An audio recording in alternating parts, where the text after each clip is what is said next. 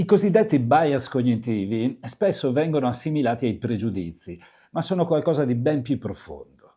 Forse ne hai sentito parlare e sei già riuscita o riuscito a riconoscere quali e quanti bias sono attivi nella tua modalità di pensiero, nella tua interpretazione della realtà, ma posso assicurarti che la stragrande maggioranza di noi non ne conosce l'esistenza.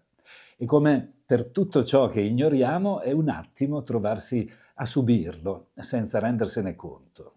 Partiamo dalla parola bias e da cosa deriva, perché credo sia già un ottimo modo per capire qualcosa in più di questi automatismi che spesso abbassano la qualità delle nostre relazioni e della vita. Il vocabolo è inglese e risale grosso modo al 1520. Stava a indicare qualcosa di obliquo, di trasversale, qualcosa che usciva dalle regole.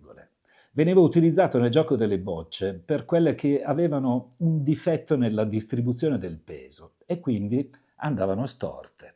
Presto il termine bias venne usato per indicare una certa predisposizione al pregiudizio, alla credenza non suffragata da dati oggettivi, ma solo soggettivi.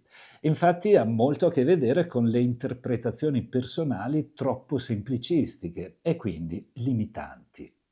Il problema nasce quando queste nostre credenze e questi nostri pregiudizi ci portano ad agire in maniera automatica, senza scrutare bene i dati e molto spesso ci inducono in errori di valutazione sugli altri o in autolimitazioni.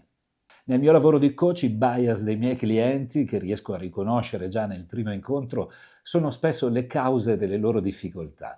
Per questo ho deciso di parlartene, perché saperli riconoscere in se stessi è un'ottima leva per la crescita e per creare relazioni più appaganti.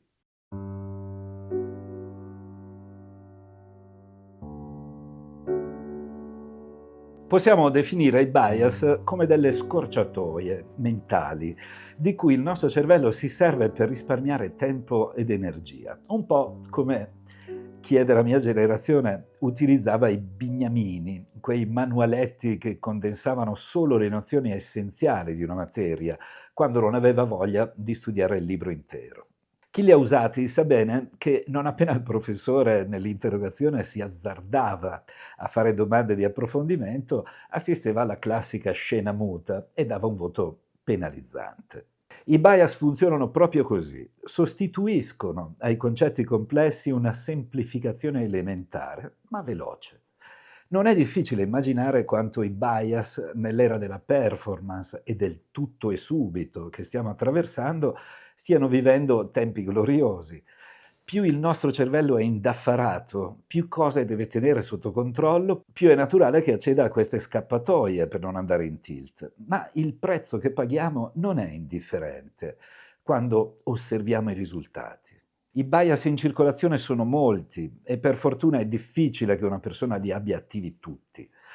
Tuttavia, ognuno di noi se ne porta appresso qualcuno, a seconda dei contesti, appollaiato come il pappagallo sulla spalla di Capitano Uncino. Vediamone insieme alcuni. Uno dei più gettonati è il bias di conferma, che ci spinge a cercare e a ricordare solo le informazioni che confermano la nostra idea iniziale e a ignorare bellamente le prove che non sono in linea con la nostra tesi iniziale. Si esprime spesso nella famigerata prima impressione.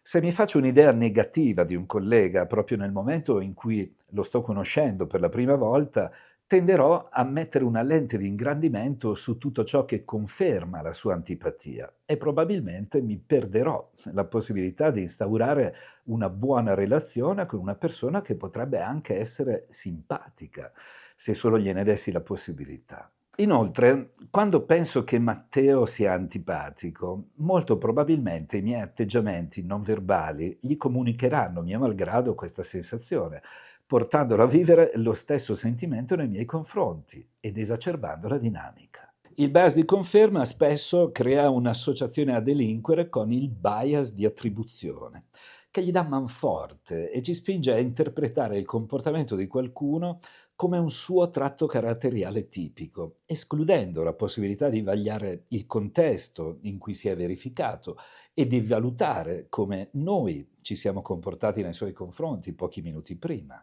Il bias di attribuzione è responsabile della tendenza che molti hanno a mettere etichette sugli altri.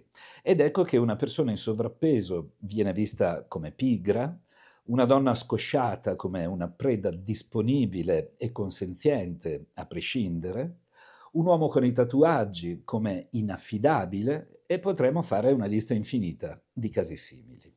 In moltissimi dei miei clienti ho conosciuto il bias della negatività, che li porta a un'attenzione particolare su ciò che va male e a sottovalutare completamente ciò che è andato bene. Un'enfatizzazione dei fallimenti e una cecità assoluta sui traguardi raggiunti. Gettonatissimo è il bias del presente, che porta a preferire scelte comode, soddisfazione immediata, trascurando i benefici che qualche sacrificio porterebbe nel lungo periodo. È grazie a questo bias che moltissime delle diete inefficaci raggranellano ogni giorno i clienti. Ma penso di non sbagliarmi dicendo che è responsabile anche di molte scappatelle all'interno della coppia. In ambito aziendale, chi fa il mio lavoro incontra spessissimo il bias dello status quo, condottiero della resistenza al cambiamento, megafono dell'abbiamo sempre fatto così. Il bias del punto cieco è una brutta bestia che si insinua nelle relazioni portando una persona a convincersi di essere più obiettiva degli altri, di avere una capacità di giudizio infallibile e quindi di avere sempre ragione, anche quando sbaglia. Al suo opposto c'è il bias di proiezione, che contraddistingue chi è convinto che gli altri abbiano le stesse idee che ha lui e in certi casi anche gli stessi valori, andando incontro a delusioni taglienti quando si rende conto che non è così. Dietro al fenomeno della ludopatia e soprattutto del gioco d'azzardo in generale si nasconde spesso il bias dello scommettitore, ovvero la credenza che se un evento non si manifesta da molto tempo, sicuramente si verificherà presto. O al contrario, se si è appena verificato, non si verificherà di nuovo nel breve periodo.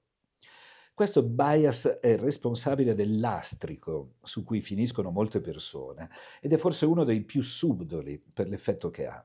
Concludo la mia lista con il bias dell'omissione, dove la parola omissione fa riferimento a un non agire.